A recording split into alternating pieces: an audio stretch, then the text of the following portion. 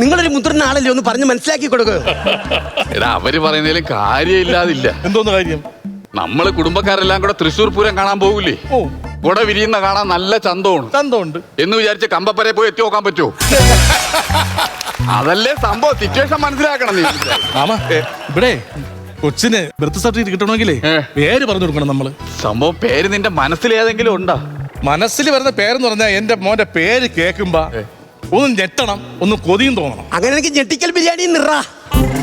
ഞെട്ടിക്കൽ ബിരിയാണി കൊച്ചിന്റെ പേര്. ഞെട്ടുകയും ചെയ്യും, കൊതി തോന്നുകയും ചെയ്യും. ഇവര് സംസാരം കേട്ടാവും, അവര് സംസാരം കേട്ടാവും. ഞെട്ടിക്കൽ ബിരിയാണി കൊച്ചിന്റെ പേര്. അവന് ആഗ്രഹങ്ങൾ സ്വപ്നങ്ങളൊക്കെ കാണൂലേ? നിങ്ങൾ ഇതിന്റെ ഇടയിൽ കയറി ഇടപെടുന്നുണ്ട്. അവര് ഫാമിലി അല്ലേ? നിന്റെ മനസ്സിലൊരു പേരുണ്ട് ഏതെങ്കിലും കൊച്ചിനെ പറ്റി? എന്റെ മനസ്സിലൊരു പേരുണ്ടോ? കൊച്ചുമണി. കൊച്ചുമണി. ആ എടാ നീ ഒരു കാര്യം മനസ്സിലാക്കണം. നിന്നെ പോലല്ല എല്ലാരും ഒന്ന് ആദ്യം മനസ്സിലാക്കണം. നീ അങ്ങനെയൊക്കെ പറഞ്ഞു കഴിഞ്ഞാൽ കൊച്ചിന് കൊച്ചുമണി എന്ന് പേരിടാ. അല്ല പിന്നെ എടാ ഈ കൊച്ചു വളരും. നാളെ ഈ ചെറുക്കൻ ചാടിക്കും മരത്തിന്റെ മണ്ടയിലും മുകളിലൊക്കെ കയറുമ്പോ നാട്ടുകാർ നടക്കുന്ന സമയത്ത് എടാ കൊച്ചുമണിയെന്ന് വിളിക്കുമ്പോ ഇവനാണ് നാണക്കേട്. അതിന്റെ ഫീൽ എനിക്കറിയാം. മനസ്സിലായില്ലേ? അങ്ങനെയൊന്നും പേരില്ല. കൊച്ചിനൊക്കെ നല്ലൊരു പേരിടണം. നല്ലൊരു പേരിടണം. എല്ലാരും പേരുണ്ടെങ്കിൽ ഒന്ന് പറഞ്ഞാണ് കേക്കട്ടെ. സുഖിയൻ എന്ന് വല്ലതും ഇട്ടാലോ? ഇതൊക്കെയാണോ പേരുകള്? മാമ ഇനി സമയമില്ല. 10:30 ഡെലിവറി നടക്കുന്നത്. എനിക്ക് പോയി കാണാം. ഞാൻ പോയി കണ്ടിട്ട് എങ്ങനെ പ്രസവം നേരിട്ട് കാണാൻ വേണ്ടി ഇവിടെ നിന്നോ? ചെറിയ ചങ്കരമാമൻ വരുന്നുണ്ട്. എന്തുവാണ് അവിടെ കിടന്ന് ബഹളം? ഒരു ആശുപത്രിയാണെന്നുള്ള ചിന്ത വേണ്ടേ? ഒരു മാന്യത ഇല്ലാതെ. ചന്ദ്രമാമ എന്നെ ഒന്ന് മൂക്കി പിടിച്ച് കേട്ടു. ഇവിടെ കല്യാണത്തിന് ഒരു ആവശ്യത്തിന് ഒരു കാര്യത്തിൽ വന്നിട്ട് പിന്നെ അങ്ങനെ പിന്നെ ചന്ദ്രമാമൻ എനിക്ക് കണ്ടുകൂടാ. എനിക്ക് ചങ്കരമാമന്റെ കൂടെ വലിയ തമ്പി വരും. വലിയ തമ്പിയാ? വലിയ തമ്പിയാ? തമ്പി അതാരായിട്ട് വരും? താഴെട്ടിട്ട് ഇമ്പി ഇടണം. ഞാൻ വിചാരിച്ച ഇമ്പി ഇട്ടിട്ട് താഴാന്ന്.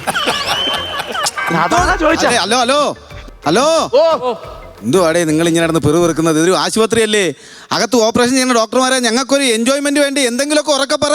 അങ്ങനെ അപ്പൊ ചങ്കരൻ തമ്പി മാമൻ വരും. ചങ്കരൻ തമ്പി മാമൻ വന്ന് ഇവിടെ വിഷയം ഉണ്ടാക്കും. ഒരു വിഷയം ഉണ്ടാക്കണ്ട. ഞാൻ എന്റെ ഭാര്യയുടെ പ്രസവം നേരിട്ട് കാണാൻ തന്നെ പോകണം. ഈ സമയമായി. ഇവിടെ പോവരുത്. നേരിട്ട് കാണാൻ പോവരുത്. എന്റെ ചെറുക്കനാണോ? പോവരുത്. ആവശ്യമില്ലാത്ത കാര്യങ്ങൾ വേണം. നീ പിന്നെ പോവാടാ. ഇനി വാടാ. കഴിഞ്ഞു പോവാ. കഴിഞ്ഞു പോയാ പോരെ? ഞാൻ പോയ നിങ്ങൾക്ക് എന്താണ്? പോവരുത്.